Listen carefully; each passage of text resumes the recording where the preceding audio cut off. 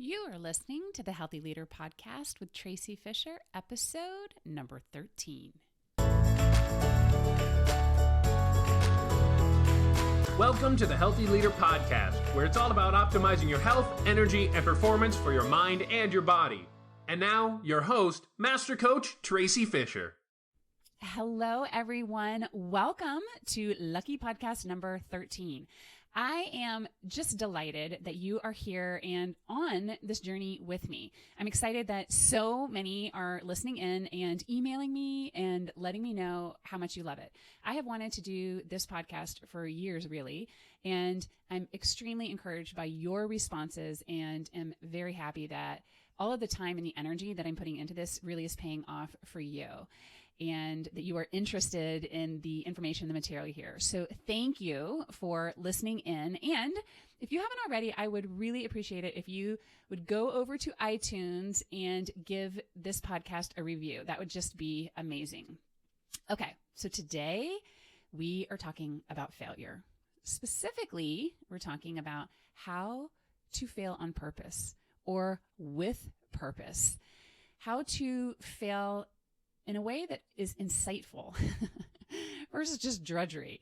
Now, there is a lot of talk about how to succeed, and there's also talk about how important failures are and how we need to use failure on purpose. But this concept is sometimes useful intellectually. We know that failure has value, but in terms of actually using that concept effectively is a little bit more difficult. It's one thing to know that failures are a part of the process, and that it is quite another to fail with insight and to make it meaningful. It can be really difficult to distinguish between fails and feeling like a failure, and that takes practice. So today, I want to give you a precise way, an organized way to think about failing so that, and this is really the bottom line, whether you quote unquote succeed or fail, you can make that outcome meaningful versus meaningless. And what I mean by that is that no matter whether you fail or you succeed, you can still potentially feel miserable. And that is not healthy. That leaves us in a place of constantly striving and constantly wanting more and never truly feeling fulfilled. But if you understand this new paradigm of failure, which is the flip side of success, then you truly can use both your failures and your successes to not only continue to move towards your outcome more quickly and more efficiently, but to also simultaneously feel fulfilled while you're doing that. And that is really one of the main things that we do in coaching and in the inner circle. We learn how to keep leveling up to the next goal, right? Whether that goal is to lose weight, to improve your overall health, reduce stress, perform optimally in a professional setting or in a specific relationship, while simultaneously living a fulfilled life. Now, I've mentioned fulfilled multiple times, and I want to triple underline that because it's not just about the result, but it's also about, as I said at the beginning, the journey and feeling good about the day-to-day, the hour-to-hour, and the moment-to-moment, and learning how to deal with failures to make them meaningful instead of meaningless is a really big part of that. And I'll tell you, in fact, we're doing a training this month on self-leadership and how to practice coaching yourself through urges and the turmoil of life and all that is going on around us and failures. And I've created this simple and easy flowchart, if you will, to use as an approach to failure, to think about failure in a different way. And it helps us to distinguish between those fails, things that are outside of us that don't work, and then that energy, as I said, of feeling like a failure. So, many people have a fear of failure, and that's really why this topic is so important, because we don't really understand it. Many of us don't achieve our dreams or the vision of our lives because of that fear of failure. And we were just talking about how one of the reasons people don't set New Year's resolutions is because they're afraid of that failure. And so my question is, what does being afraid of failure mean? And a lot of people haven't even thought about what it means to be afraid of failure or why they keep setting up plans and then they don't follow through. And when I ask specifically, what does it mean to be afraid of failure? Or why do you think you haven't achieved this result yet? The answer, it doesn't always come easily. But I'm now going to show you how to get the answer and how to get to it quickly and how to use failure with intention. Now, before I dive in, I want to give you a little warning. This podcast is chock-a-block full of information. And so before we jump into it, if you are not familiar with the Wellbeingness Model, this might feel a little bit confusing. So I definitely recommend that you go back to the very first podcast and listen. You can also download, there's a free resource there. It's a worksheet around the model, and you can use that to follow along. And you know what? I also will include that in the show notes for this podcast as well. So for a quick review of the Wellbeingness Model, is that it is basically the main tool that we use with self-coaching and self-leadership. And it's also known as the X-Tier model. And X-Tier is an acronym. There are 5 letters there. The letters stand for X, T, E, A, and R. And the X stands for external circumstances. X marks the spot. It is what it is. It's whatever is going on around you. And the T stands for our thoughts about that circumstance. And then the E stands for emotions. And then the A stands for actions that we take. And then R are the results that we have led ourselves into. And they are in a specific order on purpose. The flow of the model shows us how to self-lead. It shows us the process. And so when we talk about failures and the 3 levels or layers or areas of failure, we really are focusing in on the tier of the X-Tier model. The 3 layers or the areas are right inside there. And not surprisingly, those are also the layers of success. So to make the most of this, you have to understand the model. And as I go through this, I would like for you right now to think about a specific result that you would like to achieve. So come up with something that you have always wanted to do, like buy a dream home, or write a book on leadership, or sell your business, or buy one, or pick something that you have been trying to do and perhaps you keep quote unquote failing at it. Maybe it's losing weight, or getting healthier, or spending more time with your family, or spending more time on a hobby. The size, if you will, of the result doesn't really matter. I just want you to choose a specific result. And I'm going to give you 3 questions around that result that you haven't achieved yet to help you organize it and really understand the energy around it. And each question basically represents a layer or a kind of failure. And I want you to expect that you can fail in all 3 areas. One area is not better than another. The idea here is to just be able to see what failure areas you are in and where you want to be, where failure happens, where success happens, and to be able to think of failure more objectively and with more curiosity. And as we go through, you'll see and experience how you can use failure on purpose and shift the way that you see it and get excited about failing. I know that sounds crazy, but I want you to keep an open mind, and I'll show you a way to use failure on purpose and maybe even feel good about it. So the first question to ask yourself is, did I achieve the result? Now, this is just about checking a block, right? It's black or white. Did you get the raise or did you not get the raise? Did you get the promotion or did you not get it? Did you publish the blog or did you not? Did you lose the weight or did you not lose the weight? This is a clear yes or no answer. And it's interesting because this phase of failing reminds me of being in the Army. It reminds me of being in training. You either are a pass or a fail. When I was in flight school, when you would take a check ride, you either passed the check ride or you didn't. There was no gray area one way or another. And this is valuable. This is a valuable way to look at failure. It provides a lot of valuable information. And so that's the first question. It's pretty simple. Did you get the result that you're looking for or did you not? If you did not, that is technically a failure. And this information takes us into the next area of failure. And to go there, you answer the question, did I take the planned actions to achieve the result? Meaning, did I do the things that I said that I was going to do? So if we're talking about our well-beingness, did I follow through on my plan? Did I exercise or did I do the yoga that I had planned to do Monday, Wednesday, Friday? Did I eliminate all desserts or was it really like 90% elimination? Did I reduce my alcohol intake or did I increase it or maintain it? Did I meditate? Did I do what I said I was going to do? Professionally, did you follow your action plan? Did you follow all the procedures? Did you call the people that you were going to call? Did you follow your own sales process or strategy? And so when you answer this question, it starts to clarify perhaps the reason why you may or may not have achieved your result.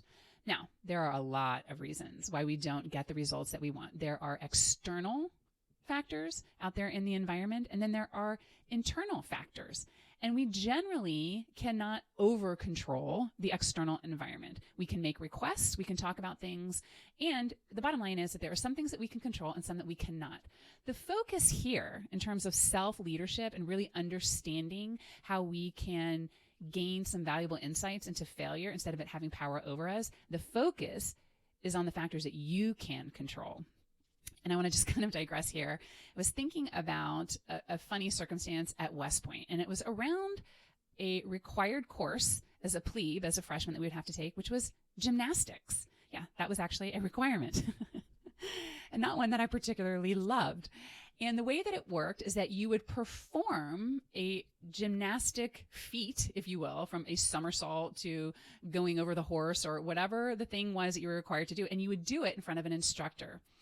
And it was very easy to just go for a pass. People were not necessarily practicing somersaults or cartwheels or practicing, but what they were doing was hoping that they would get in a line with an instructor who was more likely to pass you. And the funny thing about it is that they would score you from 0 to 5, and 0 was a fail, and then 1 through 5 was a pass and a level of passing. And if you got a 0 from an instructor, that meant that you failed. And we would joke around and say, well, I did get a 0, but I got a high 0, right? Now we know that a 0 is just a 0, a low 0, a medium 0, and a high 0. They're all zeros. So they're all failures. And so the question would be, did I go and practice my somersaults 100 times or my rings, or did I just pray that I would get in a line with a good instructor? So Merriam-Webster, their full definition of failure, there's many definitions under there, but one of the full definitions is an omission of occurrence or performance, right? Specifically failing to perform a duty or an expected action, right? So that's all about the action piece. Did you do the thing that you were required to do to get the result? Now, again, notice here that the answer to this question is also like a check box. And when I ask people, did you follow your protocol? There's a lot of, but I did, but I kind of didn't. I did it 90% or, I did it, or I totally didn't do it. You either did or you did not follow through. Now, this is not meant to be mean. What it is meant to do is to clarify a point of failure. Failure of following through on an action is very different than failure because you followed through and you didn't get the right action. So the second layer of failure is the reason that you didn't get the result. Did you take the right action or did you not take it? And again, we're just doing this with curiosity and understanding it and not beating ourselves up about whether or not we followed through. That has no value. And then that brings us to the final and the most important question, and that is, what do I make the outcome mean?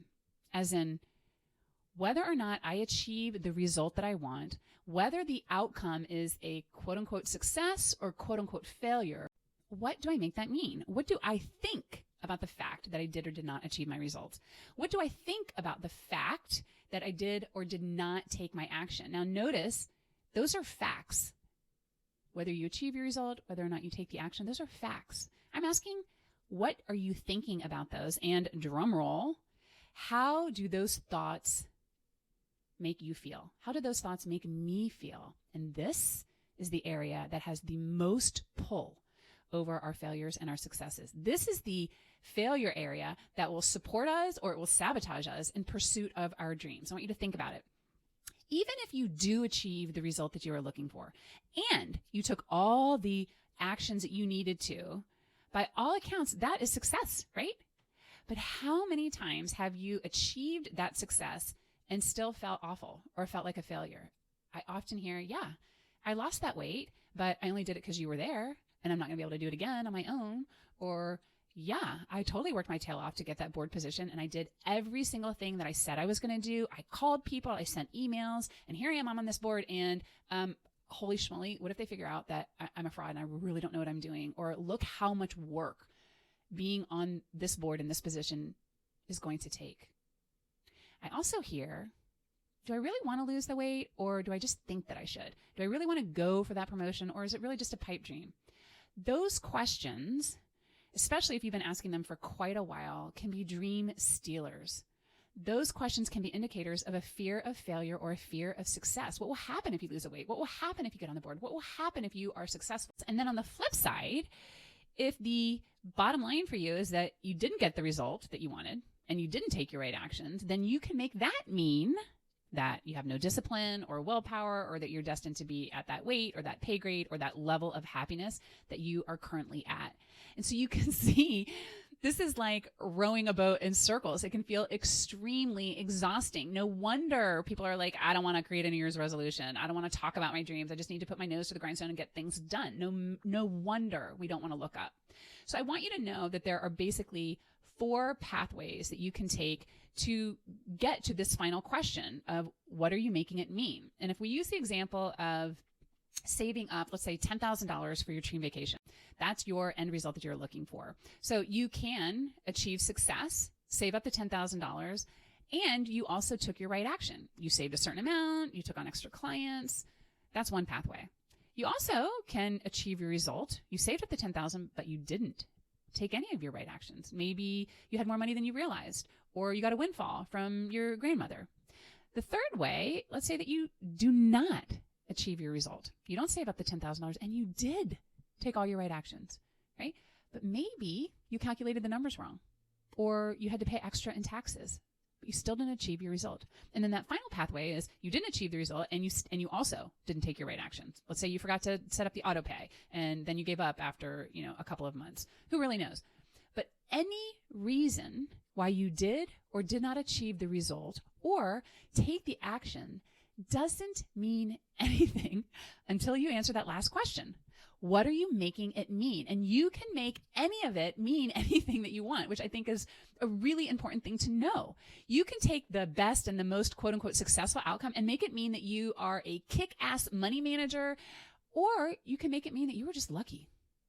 You can take the fact that you gave up and didn't achieve your result mean that you're never going to be able to go on that vacation because you can't focus and you can't stay organized. Or you can also make it mean that you are a kick-ass money manager who just learned one of the most valuable lessons ever. And now you know that you either need to set aside a certain amount of hours per week, or to hire a coach, or talk to a financial planner, and then you go from there. So this last question can truly unveil your story around failure and your story around success. These layers and areas of failure let us see that it isn't about whether or not you achieve the result, or even if you take your right action that keeps us in failure. It's really the meaning making and the story behind the outcome, and the story about our action, and also the story about other people that keeps us stuck. I'll tell you that there is this really cool definition of sin that I like, and I first heard this at the Unity Church, and the definition is missing the mark. That's their definition of sin, missing the mark.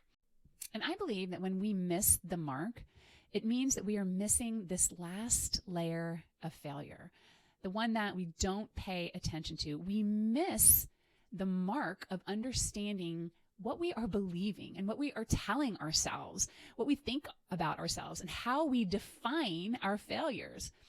And when we miss that mark, we basically are deciding to make failure mean something negative about us or negative about the world, and we can't change that. And when we do that, we really aren't understanding that embedded in every failure is the opportunity to hit that mark, to remember that we are the ones who control the meaning making. Failure doesn't happen to us. Things happen, and then we get to decide what those things mean. We get to use this spectrum of failure and analyze it and begin to see where we can fail with purpose, and we can make those failures meaningful instead of meaningless. So I think that's really cool. I don't know if you guys can tell how excited I am about this process, but now I want to share with you the steps to fail with intention, or to fail on purpose, to fail with insight. And I'm basically asking you to go through those 3 questions, those 3 areas of failures, and pre-design to fail on purpose. And what you'll be doing here is simultaneously planning your failures and planning how you're going to make the experience meaningful, regardless of the outcome. Now, that's a really cool thing to do. It takes a lot of pressure out of the outcome. So all we're going to do is flip the questions, and we'll start right at the top. What is the result that you want. And you have to define this. And sometimes people don't want to. I want you to be very specific about what it is that you want. We'll go back to the top of the hour when I asked you, what would you really love to have? What outcome or result? And the reason we need to define it is so that we can say, yes, I achieved it, or no, I did not. We need for it to be crystal clear about what that result is, so that you can get to these other layers of failures. And so then the next question is, well, what are the actions that I get to take to make that result happen? And this is not new to you. You decide ahead of time. You decide exactly what it is that you need to do in order to create those results. You go through a to-do list. You create a priority list. You strategize. And you basically are just going to check off those actions. And I like to ask people to create an action plan for 2 weeks, to give yourself at least 2 weeks to go through your actions. Now, the warning here is that even as you begin to start planning this is where that sneaky little third failure layer starts to seep in. It's going to start to bob into your subconscious. And it sounds like, oh, don't bother making the list. You already know what you need to do. Or don't bother making it. You don't have enough time. Don't even strategize this. You've already tried. Or this process is too simple. You already know what you need to do. Don't let those thoughts deter you. Those thoughts come up. You can say, there you are. I was expecting you. Thank you for showing up. I get it. You don't want me to fail. You want me to stay comfortable. But I want you to stick around and watch how I'm going to fail. I'm going to fail differently. And I'm failing differently by answering this next question. What will I make it mean? And the it are those 4 pathways that you can go through to get to the meaning making. What will I make it mean if I achieve my result and I take action? If I achieve my result and I don't take action? What will I make it mean if I don't achieve my result and I take the right action? Or if I don't achieve my result and I don't take the right action? What will you make each one of those pathways mean? And spend some time thinking about the ways that you can fail and the ways that you can succeed, and decide ahead of time what you are going to make those failures and successes mean. Now, before I wrap up, I want to underscore that last part there.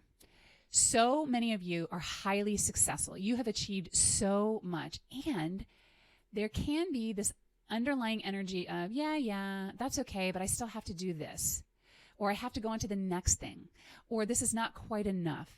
And this is a subtle yet extremely powerful way to have achieved success, but to still feel like a failure. If we are feeling like a failure, even though we have succeeded, it means that we haven't paid attention to that third level. And our end goal here is to do both, to level up and to achieve the outcomes that we want to achieve, and to simultaneously feel fulfilled throughout the journey and when we achieve the outcome. And a great way to do that is by making your failures and your successes mean something that is fulfilling and meaningful and not meaningless. Failure happens in all 3 of those areas. You're going to get the results. You're not going to get the results. You're going to take the right action. You're not going to take the right action. You're going to make those failures mean something that is going to create meaningful experiences or meaningless experiences. And that third layer there is the most important layer of all. So as you plan to fail on purpose, and with insight, know that you're going to fail in all 3 of those places. And now that you understand those places and the questions to help you figure out where you are, then you can change your failure, or you can change what you decide is failure. And I have to tell you that this is a work in progress. This takes a lot of practice. I love organizing these concepts into simple frameworks so that you can take them away and use them immediately. But I don't want you to think that because they're simple, that means that they are easy. As you level up and come up with newer outcomes and bigger and better goals than the ones before, this practice just repeats itself over and over again. And so I want you to know that I am here to support you. If I can support you in any way, please do not hesitate. And we are opening the doors to our next Healthy Leader Immersion program starting at the end of this month. And this is where you can get coaching with me and support from other leaders in a small group and intimate setting. And so you can learn more about that at thewellness.coach/immersion. I'm going to say that again, thewellness.coach, not .com, /immersion. And if you're even slightly interested in the immersion program, I don't want you to hesitate. Go check it out right now. As I said, it's an opportunity to coach with me directly with just a small cohort, and the results are pretty amazing, and it fills up pretty quickly. And you will definitely have support in failing with intention. And it is a great way to start up the year. So here is to creating a healthy and happy new year full of meaningful failures. Take care, you guys, and I'll see you soon. Hey there, if you are ready to take your well-beingness to the next level, come visit thewellness.coach, where I've got lots of free resources. And make sure that you type in thewellness.coach, not .com, and I will see you there.